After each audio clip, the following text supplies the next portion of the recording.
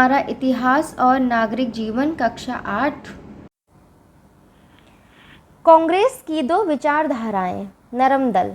कांग्रेस के वे नेता जो शांतिपूर्ण तथा वैधानिक ढंग से देश की आवश्यकताओं को पूरा कराना चाहते थे, उदारवादी कहलाए। उनका विश्वास था कि अगर जनमत को उभारा जाए और प्रार्थना पत्रों, सभाओं, प्रस्तावों तथा भाषणों के द्वारा जनता की मांग को शासन तक पहुंचाया जाए तो वे धीरे धीरे एक एक करके हमारी मांगों को पूरा कर देंगे। ऐसे नेताओं में दादा भाई नौरोजी, गोपाल कृष्ण गोखले, मदन मोहन मालवीय, सच्चिदानंद सिन्हा आदि प्रमुख थे। गरम दल। 19वीं सदी के अंतिम वर्षों में राष्ट्रीय आंदोलन में एक नई विचारधारा का उदय हुआ। बाल गंगाधर तिलक, लाला लाजपत राय और बिपिन चंद्र पाल गरम विचारधारा के थे। उनका मानना था कि अंग्रेज सरकार से केवल अनुनय विनय करके भारतीय अपने अधिकारों को नहीं प्राप्त कर सकते हैं।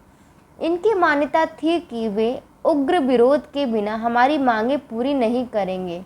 लोकमान्य तिलक ने स्वराज हमारा जन्मसिद्ध अधिकार है, इसे हम लेकर रहेंगे का नारा देकर जनता में देश प्रेम की भावना भर दी।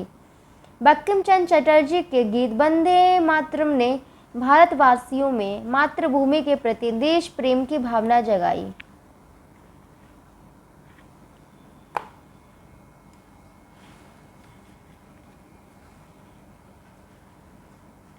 नरम दल व गरम दल की भावनाओं, विचारों और तरीकों में आपको क्या अंतर दिखाई देता है?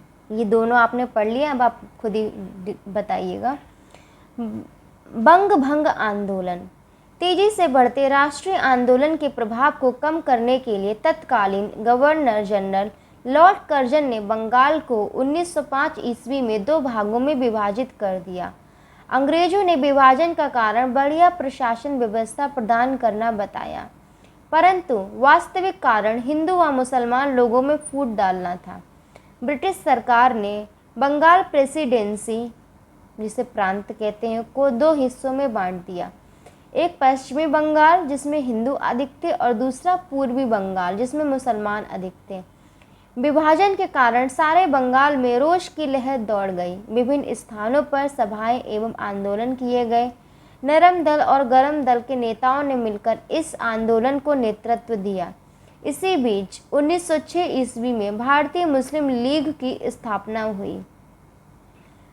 बहिष्कार और स्वदेशी आंदोलन।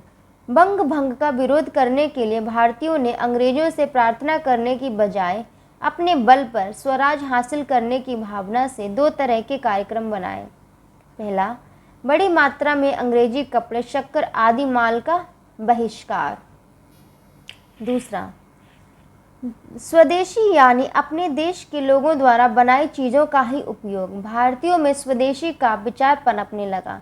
वे कहते, हम अपने उद्योग लगाएंगे, अपने स्कूल कॉलेज खोलेंगे, गांव के लोगों के बीच काम करके उनकी समस्याएं दूर करेंगे, हम अपनी अपनी पंचायत व कचहरी चलाएंगे, हम अपने विकास के लिए अंग्रेजों पर निर्भर नहीं रहेंगे और अपनी आत्मशक्ति बढ़ाएंगे। क्रांतिकारी आंदोलन। ब्रिटिश शासन द्वारा राष्ट्रीय आंदोलन के क्रूर दमन के कारण कुछ देशभक्तों ने स्वतंत्रता प्राप्ति के लिए सशस्त्र क्रांति का मार्ग अपनाया। क्रांतिकारी शीघ्र परिणाम के इच्छुक थे। बंगाल, पंजाब और महाराष्ट्र में क्रांतिकारी आंदोलन ने गति प्राप्त कर ली।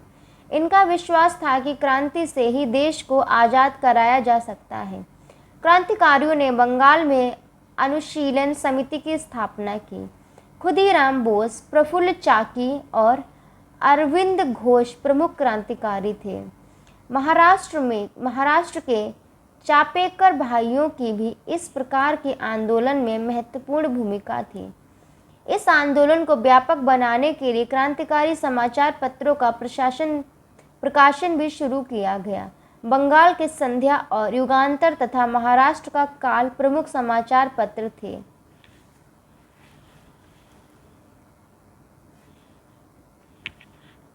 मार्ले मिंटो सुधार। 1909 ईस्वी। 1909 ईस्वी में ब्रिटिश सरकार ने भारतीयों को संतुष्ट करने के लिए नए सुधारों की घोषणा की। भारत में काउंसिल के सदस्यों की संख्या 16 से बढ़ाकर 60 कर दी गई। मुसलमानों के लिए सीट आरक्षित करके उनका पृथक निर्वाचन करने की व्यवस्था की गई, किंतु इससे भारतीयों में असंतोष कम नहीं हुआ। सन 1911 में ब्रिटिश सम्राट जॉर्ज पंचम जब दिल्ली आए तब उन्होंने बंग भंग को रद्द कर पुनः बंगाल को एक करके कोलकाता के स्थान पर दिल्ली को यहाँ की राजधानी भी बना दिया, लेकिन इससे भी राष्ट्रवादी संतुष्ट नहीं हुए।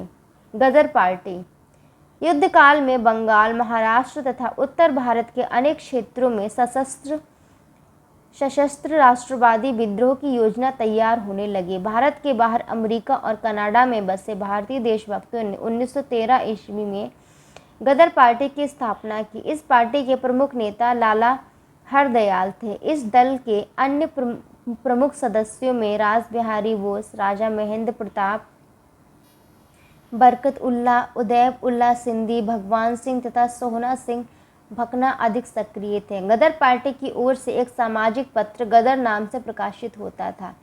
उसके मुख पृष्ठ पर लिखा रहता था, अंग्रेजी राज का दुश्मन। होम रूल आंदोलन सन 1914 ईस्वी में प्रथम विश्व युद्ध आरंभ हो गया। इंग्लैंड ने युद्ध में लड़ने के लिए भारतीय जनता और भारतीय साधनों का पूर्ण उपयोग किया। भारतीयों को बहुत बड़ी संख्या में सेना में भर्ती किया गया। ब्रिटिश सरकार ने करोड़ों रुपए भारत से ले जाकर युद्ध में खर्च किए। युद्धकाल में भारत के कुछ राष्ट्रीय नेता इंग्लैंड की मदद करने के पक्ष में थे। वे आशा करते थे कि इस मदद के बदले में इंग्लैंड की सरकार भारत को स्वशासन की दिशा में कुछ सुविधाएं घोषित करेगी। कुछ भारतीय नेता युद्ध के दौरान इंग्लैंड पर दबाव डालना चाहते थे, जिससे स्वशासन के विषय में जल्दी घोषणा कर दी जाए। ब्रिटिश सरकार ने युद्ध बंद होने के बाद कांग्रेस की मांगों को पूरा करने का आश्वासन दिया था। इसी आधार पर भारतीयों ने विश्व युद्ध में ब्रिटिश सरकार की सहायता भी की थी, किंतु युद्ध की समाप्ति के बाद अंग्रेज अपने वादे से मुकर गए। 1916 ईस्वी आते आते अंग्रेज के दोनों नरम एवं गर्म दलों और दूसरी ओर कांग्रेस एवं मुस्लिम लीग में समझौता हो गया। इसी समय श्रीमती एनी बेसेंट एवं लोकमान्य बाल गंगाधर तिलक ने होम रूल आंदोलन प्रारंभ किया। और भी जानिए। सन 1895 और 1905 में एक छोटे एशियाई देश जापान ने बड़े देश चीन और पश्चिमी देश रूस को युद्ध में हराया था। इन देशों की हार ने यह बता दिया कि सिर्फ बड़े देशों तथा पश्चिमी देशों का शक्ति में एकाधिकार नहीं है। इनकी इस हार ने गर्म दल की सोच को काफ़ी प्रभावित किया।